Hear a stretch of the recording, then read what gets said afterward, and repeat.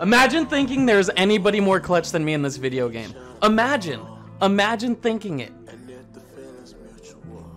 Imagine thinking there's anybody in this world fucking more clutch than me. So the thing about this video, I'm gonna update you guys right now. I got an awesome recording in. I promise you guys that this video is gonna be absolutely amazing. It's gonna be fun to watch. Spoiler alert, there is another crazy comeback. There may be two of them. And Jimmie Foxx has himself a freaking day. The downside, I accidentally messed up and I was streaming it, but I didn't record it. Don't worry, we still got it, but I had to download it from the VOD, which is the past broadcast on Twitch.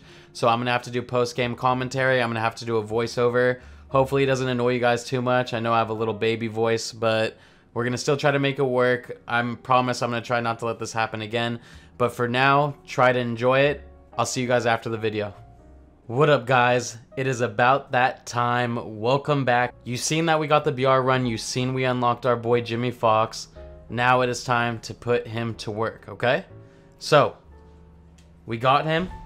123 contact versus righties, 125 contact versus lefties, 114 power versus righties, 113 power versus lefties with 111 vision. This card is an offensive god.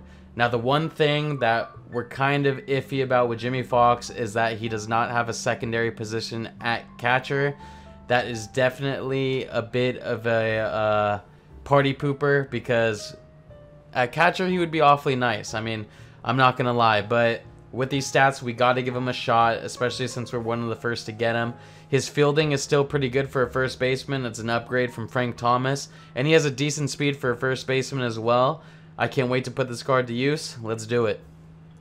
I'm going to bat him leadoff for this video because I want to get as many at-bats with him as I can. It's only right. After him, we'll have Cody Bellinger. Willie Mays is sliding down to the 3 spot. If we keep Jimmie Foxx, I'm sure it'll be Willie leading off, Jimmy at 3rd. But for now, Willie Mays in left at 3rd, at the 3 spot. We got Chipper Jones, Griffey, Handsome Squidward, Jorge Posada, and Roberto Alomar. We got a lot of switch hitters at the bottom of our lineup. Hopefully we could take advantage of that. And let's get it going. So we're facing Curry on the side. He's got Kershaw pitching, which is an okay matchup for Jimmie Foxx. We get that lefty-righty platoon advantage. Unfortunately, it's not so much of an advantage for the rest of my guys, being that Kershaw is a very good pitcher. The first thing I noticed with Jimmie Foxx is that I like his batting stance, and he has a very quick swing. I got to use him a little bit in BR, and this is our first at-bat with him in ranked seasons. As you can see, we line one hard, right to his left fielder. Tough first out, but overall a decent at-bat. We come up with Chipper Jones, hit a high inside fastball, hit it all the way to the wall. Of course, we're going to score Willie Mays on that, and we're going to take a 1-0 lead already in this ball game. Now, we're pitching to Tony Gwynn, try to dot it on the low and inside corner, and of course, when you dot, you still get penalized in this game. It is tough to pitch in this game.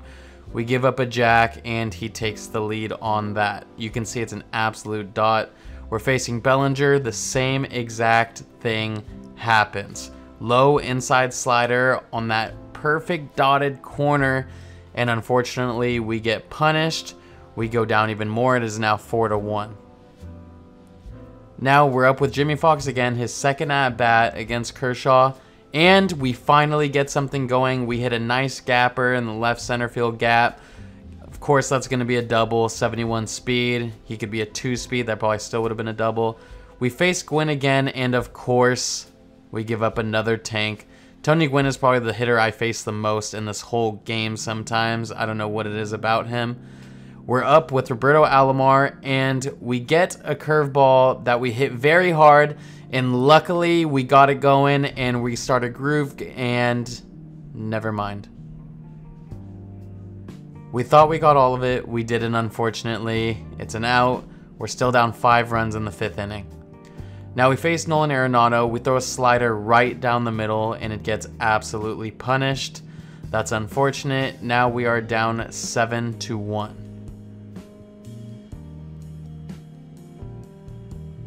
Now we got Jimmie Foxx up again against Kershaw. And does he get it all? He absolutely does get it all. We finally get our first home run and our first RBI with Jimmie Foxx. He is now 2 for 3 on this ball game, and he gets us on the scoreboard a little more. Then Cody Bellinger follows it up with a lefty-lefty crime tank. As you can see in the video, I'm saying, come on, let's get it going. I was getting a little impatient with my offense. It was going very slow. Luckily, we get 2 guys on. Griffey up with 2 men on. Luckily, we get the clutch out. It would have been unfortunate to give up any runs there, considering we're trying to make a comeback. So luckily, we get that out. Now we're in the 6th inning. We get the leadoff walk with Ken Griffey Jr. Very huge, considering we need base runners and we need as many runs as we could get. My cap, handsome Squidward, comes up against Kershaw. Takes a low and outside changeup. We really need some runs here. Trying to work some counts, and luckily, we absolutely smack an Oppo Taco with handsome Squidward. That's why he's so handsome. That's why he gets all the women, because he hits Oppo tanks. And we put a dent in it. It's now 7-5. Jimmie Foxx in his 4th at-bat. And can he do it? Yes, he can. Jimmie Foxx, his 2nd home run of the game, his 3rd extra base hit, gives us the lead. We got Cody Bellinger up, and again they go back-to-back. Again, this may be the most dynamic duo in all of MLB The Show 19, and I'm glad they're on my team. Now I got Chipper. We go deep again. Again. We are all over everything now, and it's about time. Considering we were down 7-1, it is now 7-10, and we got Griffey up, and of course, we got to hit another one. You know why? Because we're some motherfucking ballers, baby. Let's go. Now we got Jimmie Foxx up again, and there's no way he can. Yes, indeed. He goes deep again for his 3rd jack of the game. He is now 4 for 5 with 3 jacks and a double. That is how you start off your debut, Jimmy. Put the team on your back, son. Now we're facing Roberto Alomar with Zach Britton. We get the out. We finish the comeback. Absolutely glorious game. The player of the game, of course, is none other than our boy, Mr. Flawless, Jimmie Foxx. As you can see coming up, his stats were absolutely unbelievable in this game. It's blocking it there, but now you can finally see 4 for 5 with 3 home runs, 3 runs, and 6 RBIs. That's how you do it. Now we're facing Santo Domingo, Los Put... something. I don't know. But he has a good squad, and because he has a good squad, he hits like he has a good squad. We give up a leadoff jack, of course. You guys know how I get down.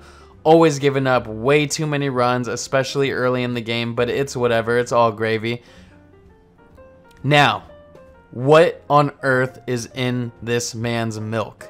Someone please tell me. Yes, in case you're counting at home, that's 4 home runs in a row for Jimmie Foxx. 4 home runs in 7 at-bats for him. Oh no, 4 home runs and 6 at-bats with him, sorry. And then we give up another tank. So, of course, as soon as we get the tie, we got to give the lead back up. We hang a curveball really bad to him. Now we have Griffey up against Tom Seaver, and we hit our jack. We let him know you can't do no damage without us doing damage back, alright? We get these runs back. We put the team on our back. My name's Griffey. My name's Jimmie Foxx. My name's Bellinger. Jimmie Foxx up again with a man on the corners. And he hits a single, an RBI single. No matter where this man puts the ball, it produces runs. He is clearly the MVP of this slate today. He is just driving in runs like a machine. We face Chipper Jones, and we hang another pitch. I don't know what's going on with my pitching. I don't know why I can't just locate, but it is costing me. He puts in Aroldis Chapman versus Christian Yelich. So naturally, I'm going to put in Frank the Tank, and I'm going to go ahead and hit my grand slam because there's no way you can do that and not get punished. So of course he throws the pan. Oh my freaking God. That is the look of disgust. That is the look of depression. That is the look of absolute poverty. Kyle, you messed that up. Jimmie Foxx up again versus Chapman, and there's no way he can go deep again, right? There's no chance. Well, you're right. There isn't a chance, but we do get a double out of that. We're trying to stretch it to 3. Maybe it can be a triple, and it's not. My base running's terrible. Just because Jimmie Foxx is a god doesn't suddenly make me a good base runner. You guys know how that goes down. But he is 3 for 3. Again, he's an absolute animal. Handsome Squidward up with a man on first and second. There's 2 strikes, and we absolutely fluke him. We hit an opposite field single, and yes, we have bases loaded with no outs. Second inning in a row with bases loaded. It is time to capitalize. We got Jorge Posada up, and of course, why do we have these at bats? All we have to do is be patient. Look for a pitch to hit hard. We don't. We fly out. We don't get any runs out of it because it wasn't nearly deep enough, and we don't have Usain Bolt on third. Roberto Alomar coming up. Let's clutch it out, please. We absolutely need you because we're leaving too many runners on. Let's see what he does. He leaves more runners on. I don't know what's going on. Whatever is in Jimmie Foxx's milk, he needs to give to his teammates because they are slipping. Now, we put in Lou Gehrig to pinch hit for Kirby Yates. He misses his spot. He needs to prove that he can compete with Jimmie Foxx for that starting spot, and that's exactly what he does. He says, "Hey, Papa, I need to be back. That bench is cold. It is cold in that dugout. I need to be on that field doing my thing," and he shows it. Now we face Vladimir Guerrero with a man on first, and we walk him. Very stupid walk, considering there's 2 outs. We can't put any more runners on. It's okay. We'll just get Rogers Hornsby out right now. Never mind. We will absolutely blow this lead. We'll give up a 3-run jack while we're up 1. Now we are down 2 and suddenly in a position to lose this game. Absolute disaster of an inning considering it was all with 2 outs. Then Cody Bellinger comes up and basically hits what feels like a dagger. That thing tore my heart up, boys. You can see it in my face. Cody Bellinger is an absolute cold-blooded killer, and he goes up to 8-4. Now with Bellinger, we take a close pitch, we use our plate discipline, and luckily we get on base, which is very huge because we need base runners. Now we got Willie up against a lefty. And then he puts in rolly fingers, but he hangs a forkball and puts us back in the game. You guys know what Willie Mays does to hanging pitches. He absolutely slaughters them, and that makes it a 2-run game all over again. Now we're facing Vlad again. He hurt us last time, and I hang another slider. My pitching is an absolute disaster this game, and I'm suddenly accepting that I'm probably going to lose and that I probably deserve it because all I'm doing is hanging pitches. We face Rogers Hornsby again. This is deja vu. We throw an inside sinker, and Dennis says, "You know what? I don't want to play baseball. You guys do it." And he gives up a run when we probably could have made a play at home if he got that. Oh well. Now we face Ted Williams, man on third. He swings at 3-0, which was surprising, but he gets the job done. Luckily, it wasn't anything too crazy, but all of those runs we scored last inning get erased, and it's a 4-run game again. Now we got Griffey up to start the bottom of the 9th against Kenley. Luckily, we get that check swing and get the walk to kind of get a little something started. Now we got Handsome Squidward up, 1-1 count, and he hits a ball off of the wall. Now we are down 4, so we need all the base runners we can get. We are now in a position where if we get one more base runner, the tying run will be at the plate. This is very big being down 4 with no outs. Now we have Jorge Posada up against Kenley Jansen with a man on second and third, and we hit another double. This is very big now because now the tying run comes up to bat, and we got a man on second, and there's still no outs. Okay, so we're getting a hold of Kenley. His confidence is going to be down, so he takes him out, puts in Kirby Yates, and hangs one, but it's a line out. Typical in clutch situations, sometimes that happens. You don't always get rewarded how you're supposed to, but we got to keep our head on straight. We use Ketel Marte, and we need him to come up huge against Kirby Yates right now. Kirby Yates throws a splitter, and we do exactly what we need to do. Tie ball game. We score 4 runs to tie it up. We only need 1 out to do it. And now Jimmie Foxx to end it. Okay, maybe we got a little too excited. He pops out. So now we got Cody Bellinger up with 2 outs with a chance to walk it off.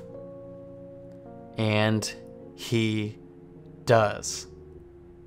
We score 5 runs in the bottom of the 9th to win it. Jimmie Foxx, again, is the player of the game for the 2nd game in a row. He's played 2 games with us, and he has 2 player of the games, 4 home runs. He is just an absolute animal. Everything ends up working out. We win both of our games. Look at these stats that we ended up with Jimmie Foxx. Look at him. 533 batting average, 4 home runs. He's slugging 1467 with a 2000 OPS. Guys, get this man on your team. Thank you for watching. I will see you guys soon. Peace out.